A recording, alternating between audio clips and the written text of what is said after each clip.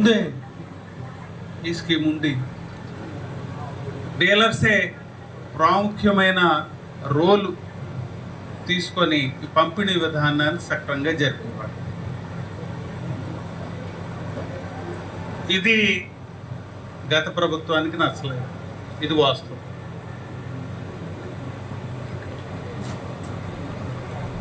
కారణం ఏమిటంటే నేను సివిల్ సప్లైస్ కమిషన్ ఆ టైంలో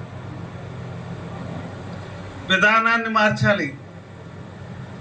డీలర్ల ద్వారా పంపిణీ జరుగుతున్న కార్యక్రమం ఎంతో చక్కగా, చాలా సిస్టమేటిక్గా, ఎలాంటి అరమరికలు లేకుండా జరుగుతున్న వ్యవహారాన్ని దాన్నేదో తిరకాసు కింద తయారు చేసి ఇంటింటికి పంపిణీ చేయాలనే ఒక ఉద్దేశంతో 10,000 వెహికల్స్ కొనుగోలు చేసి అదొక బర్డెన్గా రాష్ట్ర ప్రభుత్వానికి తయారు చేసి దానికి ప్రతి నెల కూడా డబ్బు కట్టుకుంటా, కిస్తీలు కట్టుకుంటా, అదొక ఖజానాకి ఇంకో భారంగా తయారు చేసి జరిపిన పరిస్థితి.